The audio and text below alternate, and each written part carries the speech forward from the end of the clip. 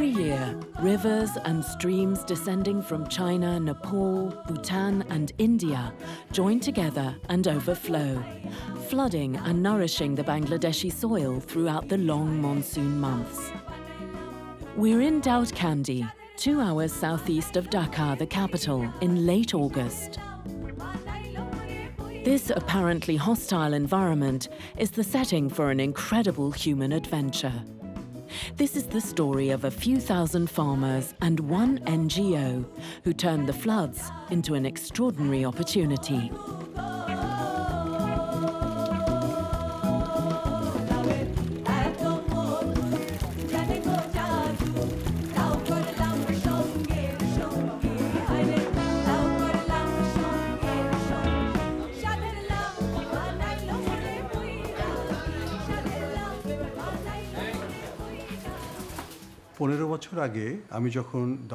When I first went to Daudkandi 15 years ago, it was very different.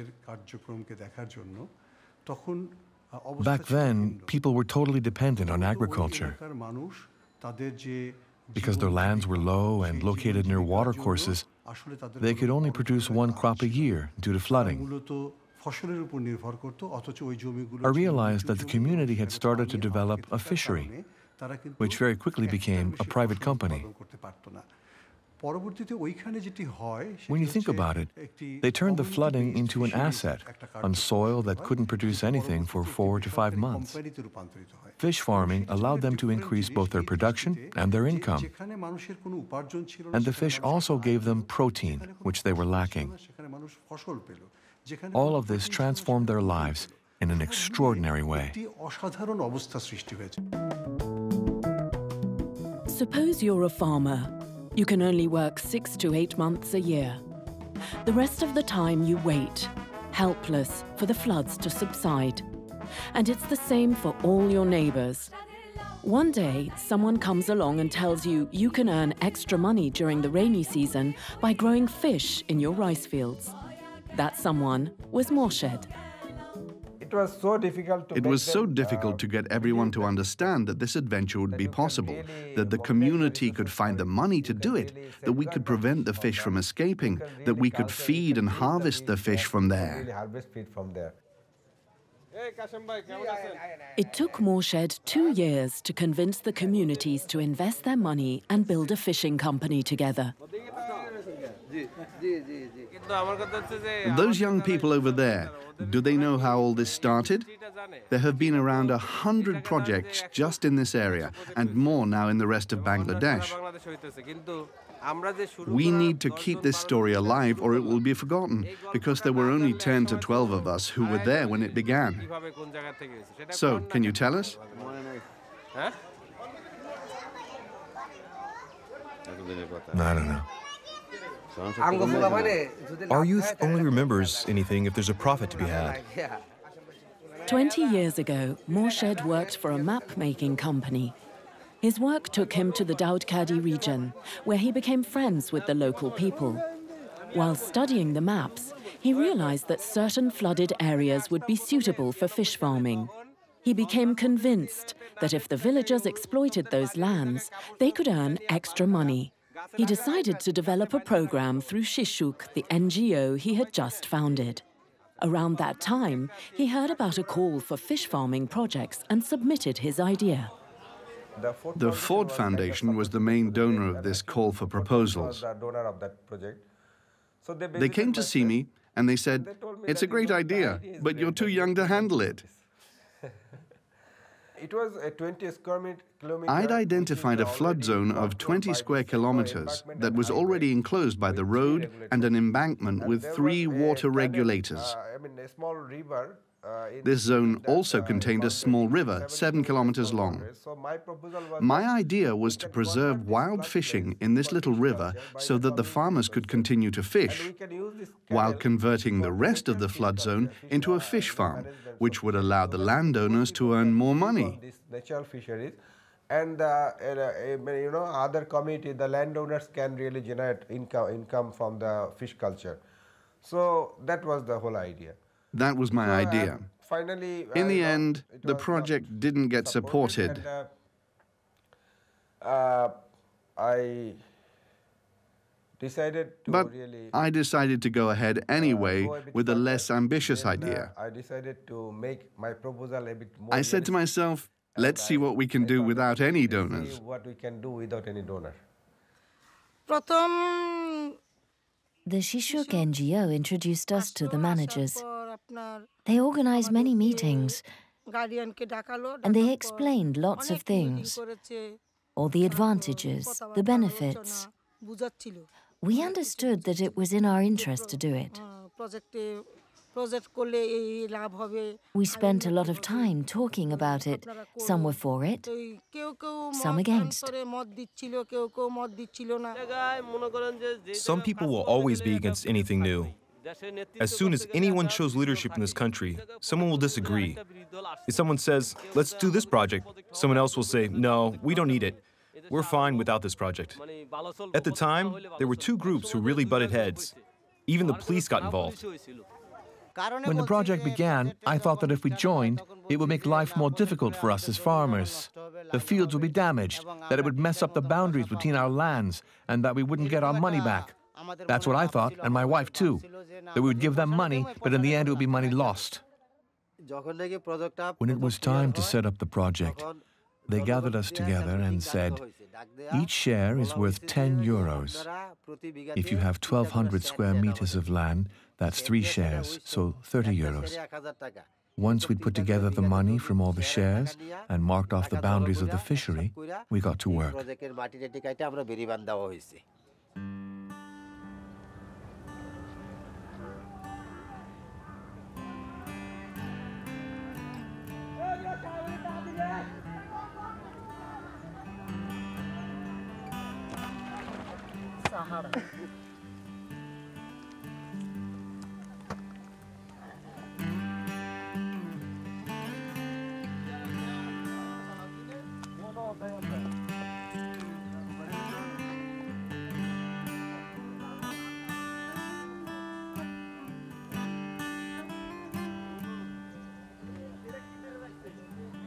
A large portion of the capital went into building the infrastructure, the dams and water gates that would retain and control the water. Little by little, the villages became connected, and a whole new environment was created.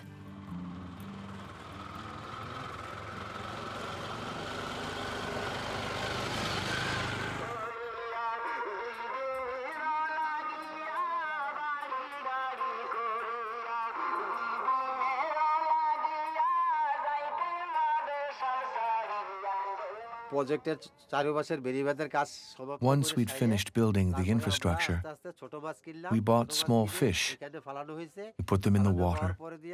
We gave them food, and they grew. Once they were big, we started selling them, and we shared the profits.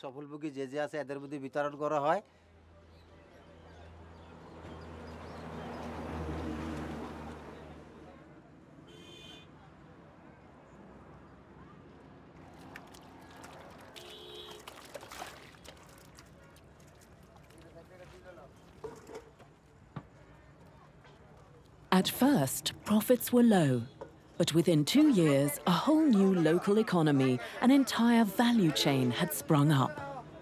Jobs were created in harvesting, sorting, and selling fish. Some of the shareholders created new companies to supply fish feed, ice, and transportation. Many people were able to multiply their sources of income in this way. Any big ones? Yes, even bigger than that one. Some are 5 kilos. Oh, really big ones then. I do many things.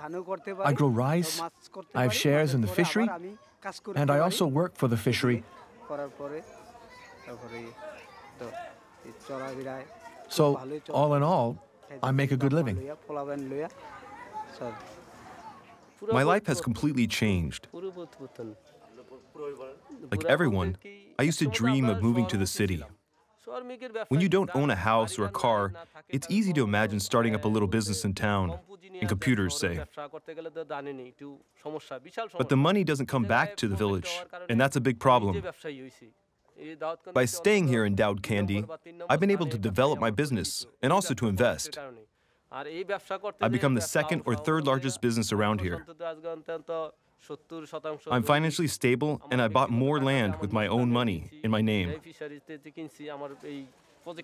I've become a recognized businessman in the area, all thanks to the fishery.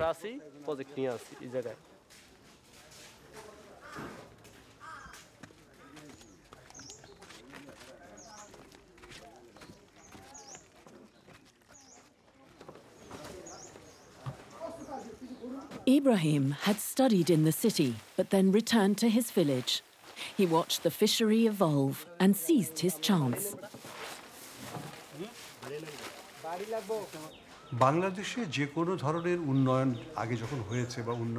Development initiatives in Bangladesh have focused mostly on the creation of cooperatives, with not much done to develop the private sector.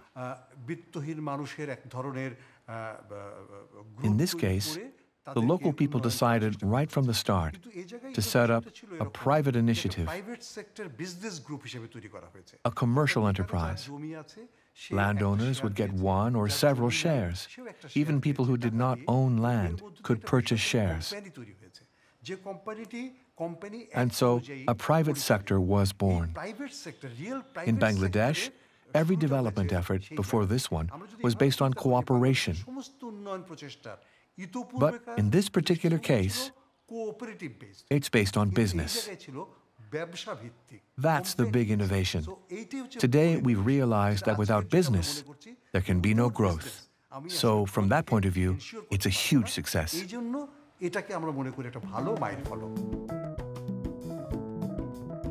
Little by little, the entire plain was transformed as neighboring villages created new fisheries with the help of the Shuk NGO. Keen to involve the entire community and see everyone become a shareholder and entrepreneur, Shisuk negotiated two rules. Landowners couldn't own more than 20 shares, and each family without land would be allowed one share. Shisuk also invested its own money. We have a 20 to 25% share of the project. There are several different reasons for this.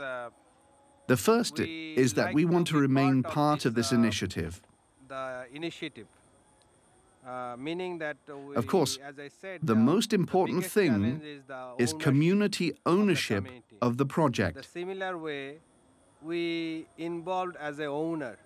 But it's also important to us that we be involved on the same level as the landowners. So when we don't want to be there just to be facilitators.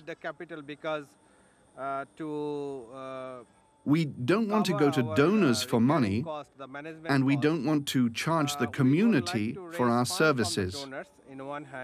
On the other hand, we don't like to charge it to the community. So, to make things simpler, we decided to invest in the capital, and in that way, we get our share of the dividends. The same way we are getting return from it, and with that, we use that money to try to cover our management costs and community support. The second thing is the other reason is that it allows us to pre-purchase 5 to 10% of shares for people without land. That way, landowners are less reluctant to refuse the inclusion of landless people in the project.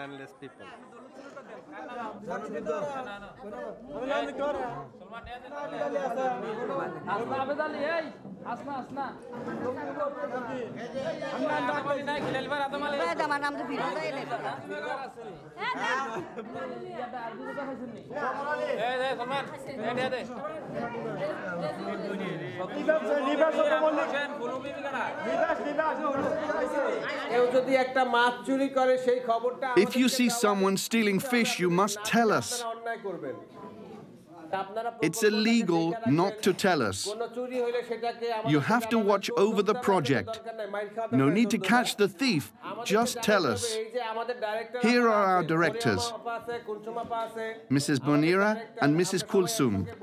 They are the people you must tell if anything happens. I'm a farmer and a director. I was elected by the farmers, and it's my duty to look after them. I'm here to make sure the farmers get a good harvest, and I'm committed to defending their interests.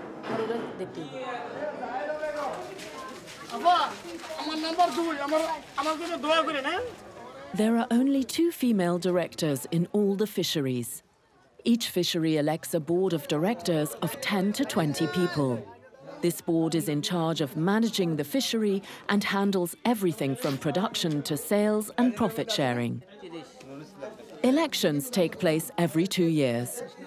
Only landowners with a surface area equal or superior to 1,200 square meters can stand for election, so that in case of embezzlement, the board can get compensation.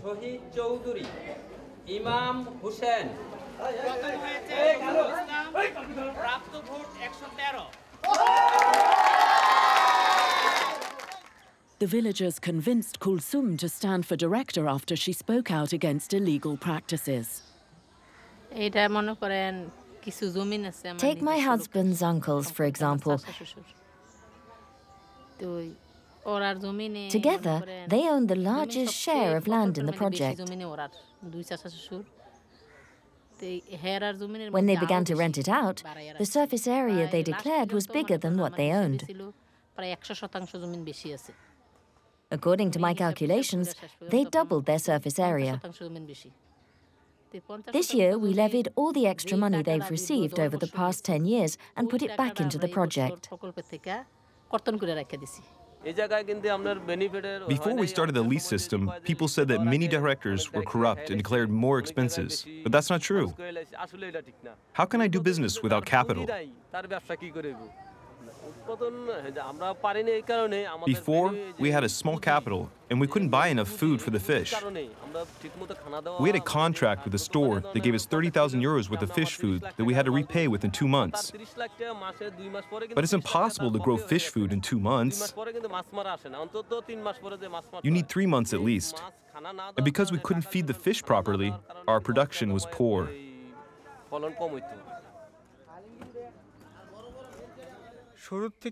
In the beginning, everything went smoothly. Then there were disagreements among the directors, responsibility issues. Some directors didn't pay out the dividends, and that's why we looked into the lease system. One day we had a meeting. There were 300 people. 200 agreed that it would be good to go for the lease system, so that's what we chose. It was the majority decision.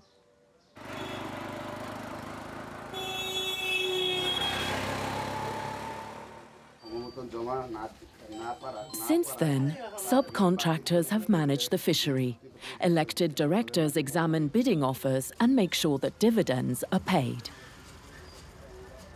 Now the farmers get paid on time. We give them the money before the monsoon, and then we farm the fish. Everyone gets paid the proper amount. That's why we decided to go for the lease system. We're completely transparent about the money, since the farmers get paid in advance. That way, they're the ones who manage the profits and the losses. It's not our problem or the community's problem anymore. We agree on a sum, and that sum is then distributed to the shareholders. Now everyone gets the money they're owed. It is not a lease in that sense. It's not a lease in the true sense of the word.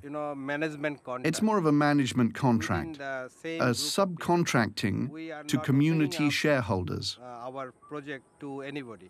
The project isn't open to outside investors.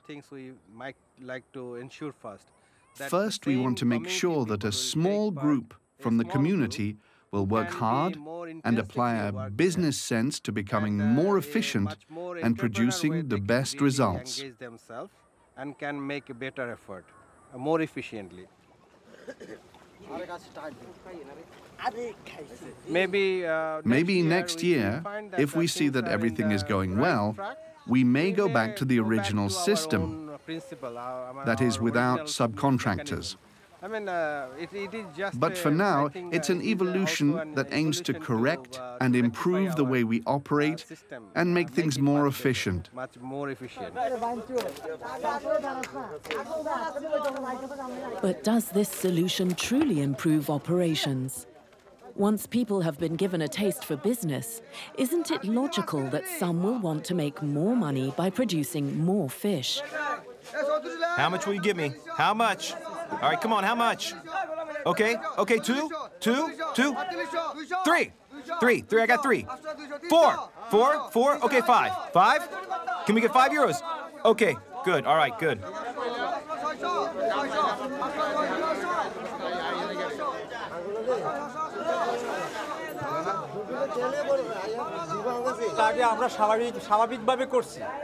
Since we began subcontracting, we've joined the competition. We invest more money and produce more fish. That's why we earn more with increased production. That's the whole idea. Some of the directors, however, are also subcontractors. They group together to increase their capital and control the management of several fisheries. How is it possible to be sure that they aren't defending only their own interests? For Morshed, there's no conflict of interest. This is what we built. I mean, that is our real success. I think the same people can be shareholders, subcontractors, and owners all at once. We don't bring in outsiders. We facilitate the community's involvement. People start out as small shareholders. Then they become part of the board of directors and learn how to manage the fishery. And eventually, they can subcontract the fishery as entrepreneurs. That's the success of the whole adventure. Before, when I sent fish to town, sometimes I made money, sometimes I didn't. Now that I'm a subcontractor, with the money I make, I've been able to buy land and rent it out to the project. Business has taken off. Before, I could spend €5,000 and only get back half of that. Now I earn 8,000 or even 10,000. I'm part of this fisheries subcontracting group, and I'm also on the board of directors. I'm involved in politics too. I'm a member of the Awami League. I have a high position there. For me, it's not just about my own profit. I also think about the community. I'm involved in 2 fisheries, but I absolutely do not use my position to further my own interests.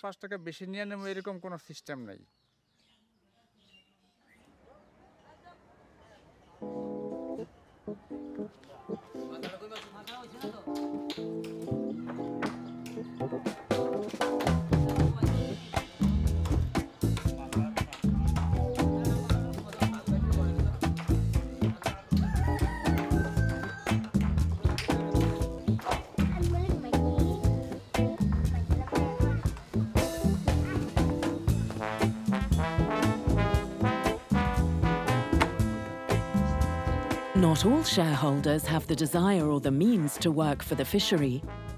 Many factors come into play: land area, income, family size, number of children in school, ambition, age, or health. Some people are quite happy to open a convenience store, snack bar, or small cafe.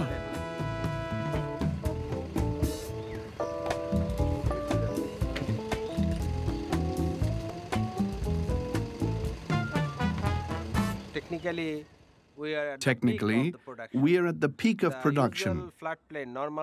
Generally speaking, the natural yield is 0.15 kilograms per hectare in the open water. In our fisheries, it's 4 tons per hectare. So you can see how far we've come. It's a major leap forward. It's a boom.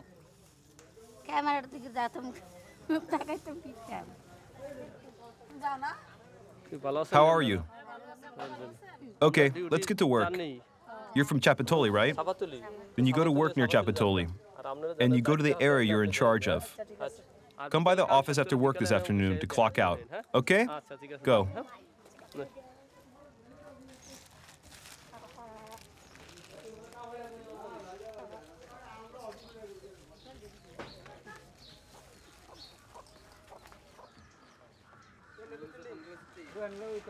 সুন্দর আসতে আমাদের অনেক শ্রম দিতে হয়েছে We worked really hard, day and night, to get this far. We learned what kind of farming works with what fish. We were clueless. You have to start one thing at a certain time and another thing at a different time. We didn't know when to begin the production of our tilapia, for example. We released them way too early in the winter. We didn't know when to start production, when to feed the fish, when to give medicine. But now we know all this, and production has increased.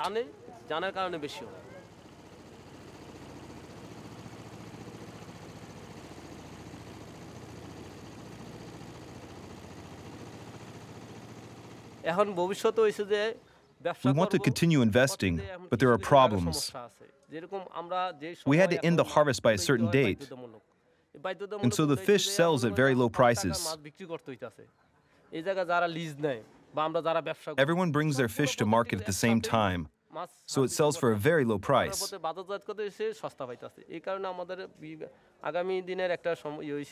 We're planning to build cold storage so that we can keep the fish and sell it throughout the year.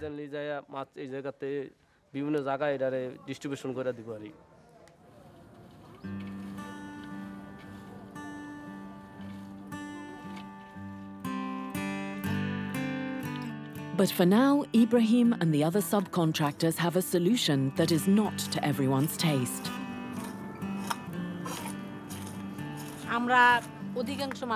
Almost all of us are farmers. And for farmers, it's the rice that comes first. The fish comes second. It's just extra money. But we've noticed that since we started subcontracting the fishery, some of the people in charge have not kept their word.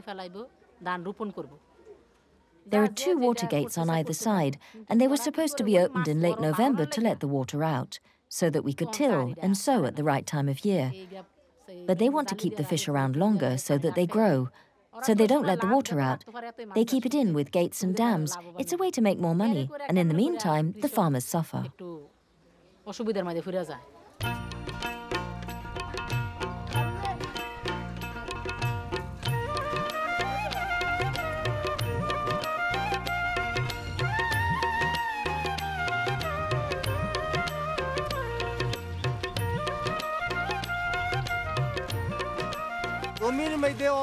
To harvest rice, you need 10 to 12 workers. And because there's still water here, no one wants to work. You understand? Look, that's the drainage pipe. See how slowly the water is flowing? How many days will that take? If they'd opened the gate, it would have been dry in 3 days.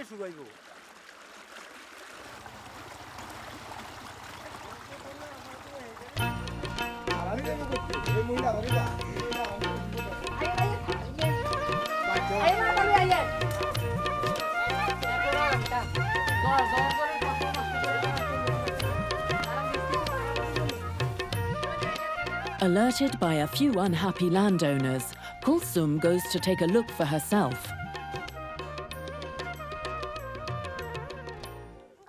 You'll just have to talk to the manager this afternoon. Why is this a problem? I already spoke to him this morning. What did he say? That all the gates had been opened. They were opened over there. No, here too. No, it was over there. But the gates were supposed to be opened here as well. Hamid Bhai? Brother, we'd agreed that all the gates would be lifted.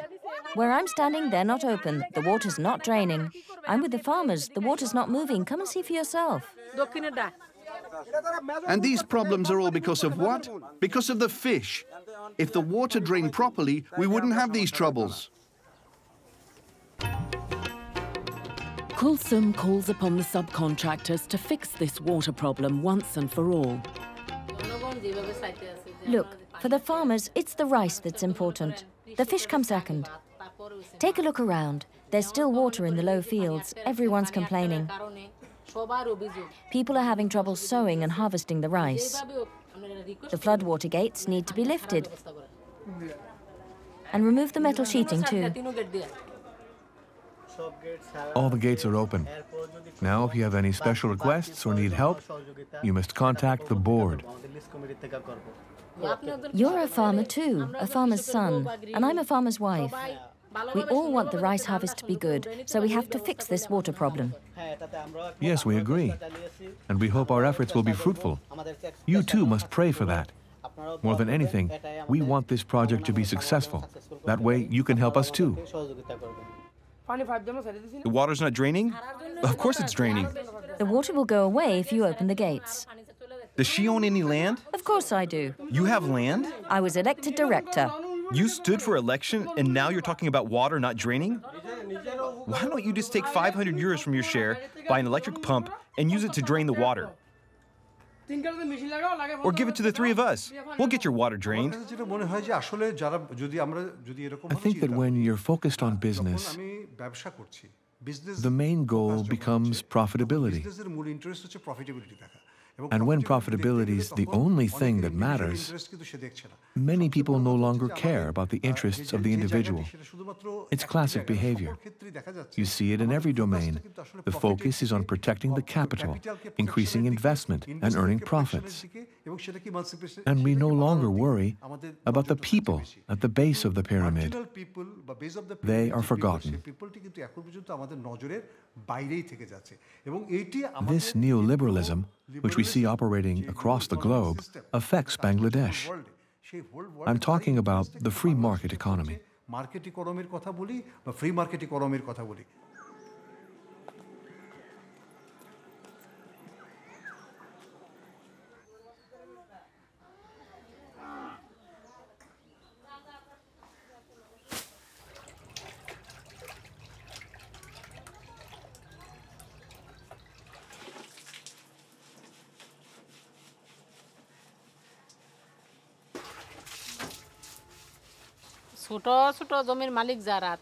Farmers who have very little land come and tell me they used to earn more in one season selling fruit than what they earn today with the money from 2, 3, or 4 fish seasons.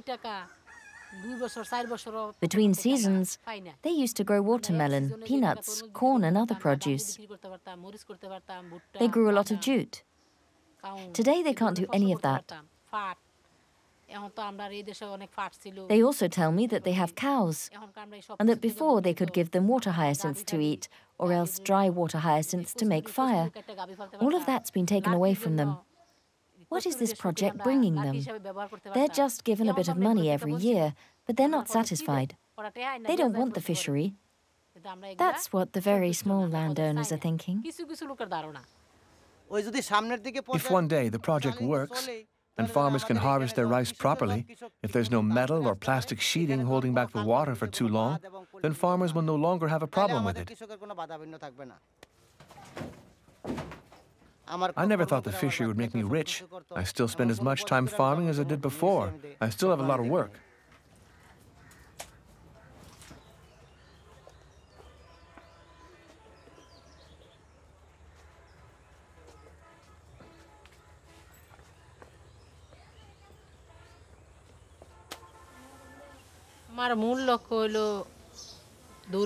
My goal is to make sure that poor people don't get cheated.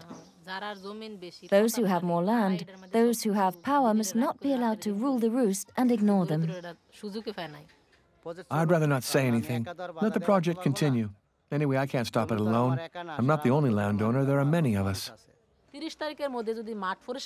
If the fields aren't dry by the end of the month, then at the next meeting, everyone will be there with their ballots, and the farmers who voted in favor of the lease system, well, they'll all throw their ballots to the ground. This year, Mr. Morshed has revised the terms of the contract to make sure this situation would not happen again. Today is auction day for the Shanto fishery. Accompanied by the board of directors, Morshed plans to use this opportunity to impose new rules on the bidders.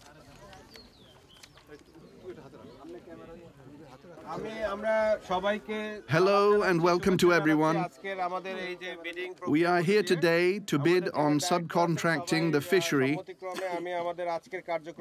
In the presence of the directors, I call this meeting to order. To facilitate fish farming during the 2015 and 2016 monsoons, we intend to subcontract the management of the fishery.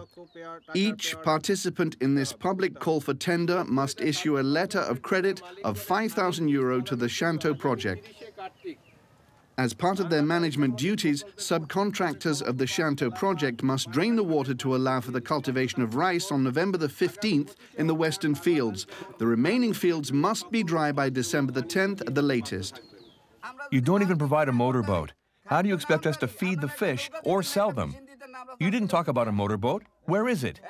You really expect us to spend €5,000 on a project we'll only be managing for 2 years? Regarding point number 2, I'd like to make the following changes. You wrote that payment is due within 21 days. I'd like that to be 30 days. You also wrote that it has to be in a lump sum, but I'd like to pay 60% first and the remaining 40% 15 days later. The previous offer was at 140,000, 140,000, 140,000. I say 50,000. Look, there are 3 other bidders, but now I'm talking to you, Abu. Come on, raise your bid. No, 50,000. You said 140,000? That's what was bid 2 years ago. Now it's 2 years later, and I'm not going over 50,000. Okay, 50,000, 50,000. Who says 60,000? I've got 60,000. Anyone for 60,000? 86,000? Who says 60,000? Who says 86,000? 87,000. Who says 70,000? 70,000. Fazul Bhai, 50,000. 82,500. Who says 85,000? Who says 85,100? 85,100. We're counting on your cooperation. If you think you've reached your limit, if that's what we're to understand, then we'll have to think about it. You have your needs, but this falls far short of our expectations. So, the 4 of you who are bidding, what do you say? Are we really at an impasse?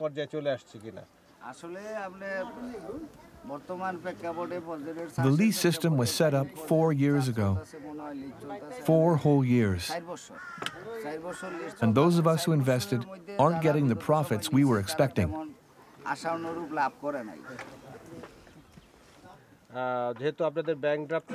Thank you for your point of view. The board will now convene. We'll let you know our decision later on today. Thank you. If the bidders are refusing the terms of the contract, it's because they'd agreed not to go over €90,000. In other words, €40,000 less than at the last auction. They also hope to pick up some extra benefits along the way. A few days later, under pressure from the approaching monsoon, and to avoid putting the fish season and dividend payout at risk, Morshed and the board of directors are forced to accept the lower offer.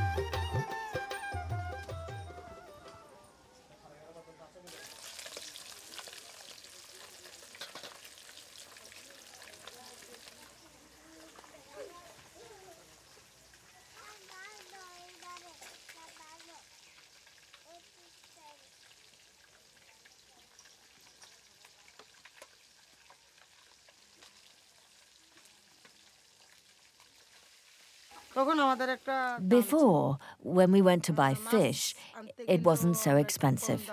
We got discounts. But it's not like that anymore. We have to pay the exact price. They don't give us even 100 grams more.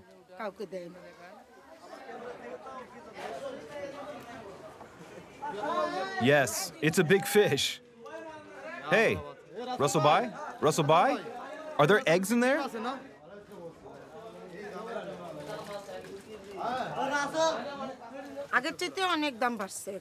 The price of fish has really gone up. Before, a kilo of tilapia was worth 80 to 90 cents, €1 at most. Now it's €1.20, €1.30. At the end of the season, everyone used to be given a bit of fish for free. But poor people working in the fish industry don't get that anymore. They see it. It looks delicious. They'd like to have some, but they can't afford it. Before, they would simply wait because they knew that at the end of the harvest, they'd be given some fish. But when we began subcontracting, everyone got shortchanged, and that breaks my heart. It's true, fish used to be available. People could eat as much as they wanted. But the subcontractors put their own money into this. Now, the way it works is that you get the money and we own the fish. We don't give the fish for free anymore. It's as simple as that. The project has become a business. It's commercial now.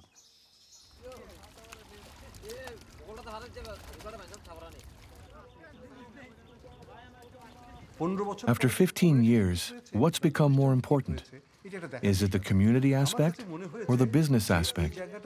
That's something that really needs to be examined.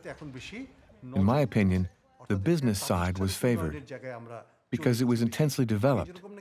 In the beginning, the human element was more important. But now, business is the priority. People benefit from the fishery, yes, but developing the business has become the main goal. Of course, if the company were to disappear, all of the development that it has brought would be lost. Have we built a large company by handing the keys to the people in power at the local level? Have we reinforced this power structure? Or have we been able to bring real benefits to the poor? That's the real issue.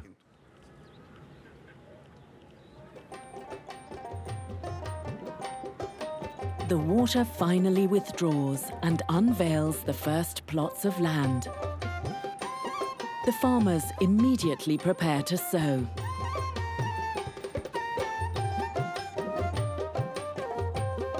It's one of the fishery's big advantages. The earth no longer needs to be cleared or given nutrients, for the soil is naturally fertilized by fish feed and waste.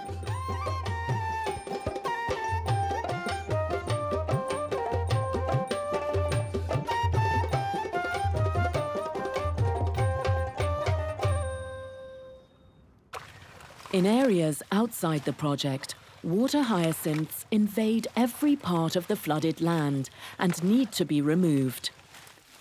It's a huge amount of work for all the farmers and very costly for large and mid-sized landowners who are obliged to hire help.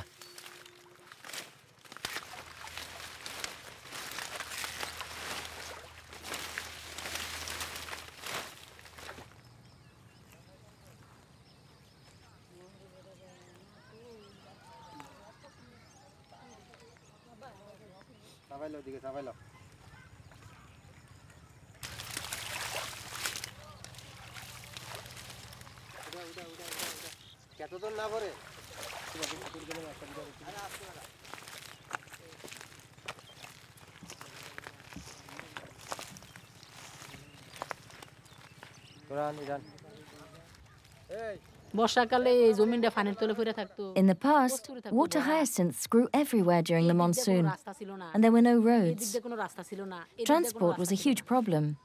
The roads were really bad. It was very difficult to go to school or to the market. We could only get around by boat. Thanks to this project, we were able to build roads. We get around more easily. The children can go to school, and there are lanes everywhere. Now that we raise fish, there are no more water hyacinths. And growing rice costs us less. We need less weeding, less fertilizer, less irrigation for the rice. We don't worry about any of that anymore. And the rice harvest is better.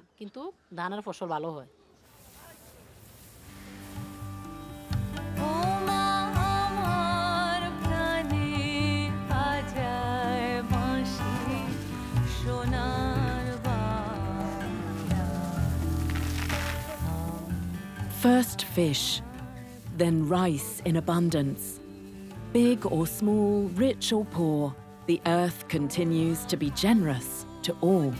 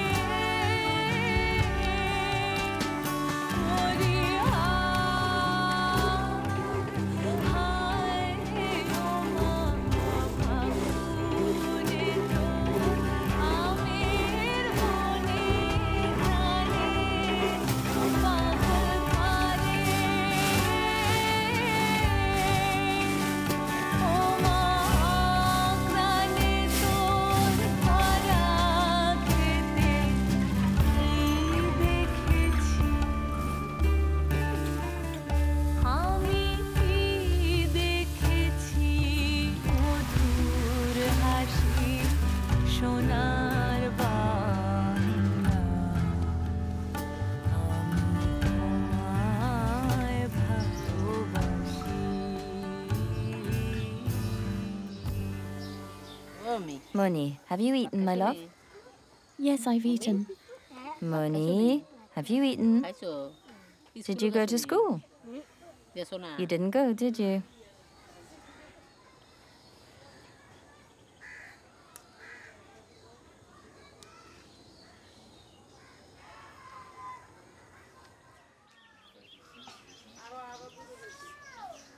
Abul জব্বর ময়মনসিংহের ভাষার জন্য তারও প্রাণ কেঁদেছিল ভাষা বাংলা ভাষার জন্য তিনিও কি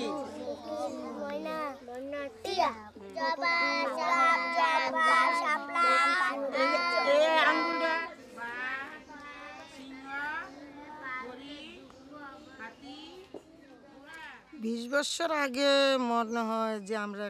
20 years ago, this place was hell. There were no lights. There was no electricity. No TV, no satellite dishes. People weren't as aware. We lived in precarious conditions. The fishery connected us. It brought us closer. Before, if I needed something, I found it in my village. There was no reason for me to go anywhere else. But the fishery made us travel. There are problems to solve, opportunities to pursue. Especially for the directors. If a house is damaged by a storm, you have to deal with it. Or if fish are being stolen. For many different reasons, people have had to connect. The first thing needed to build a strong community, to build real ties between the people, creating real ties is the most important step in building a sense of community togetherness. You can always train people and talk to people, but it's when you have a concrete project that it really works. That's what creates strong ties and fosters innovation, community living, and the capacity to resolve their concerns.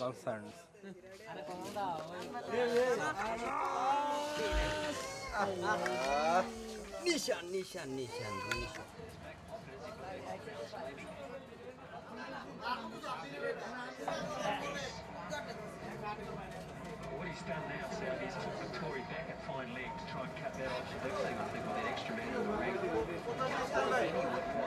So he's telegraphing the line.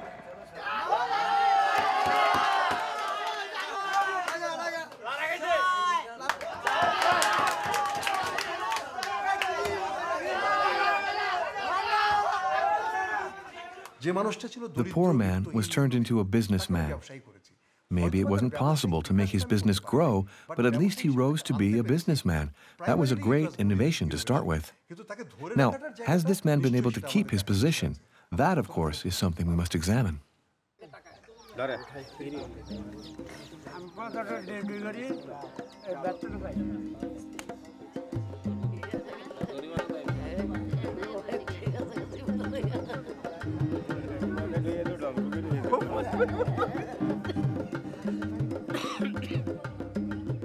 Big shareholders will always seek greater profits, and those at the base of the pyramid, who are also shareholders, will want to assert their rights.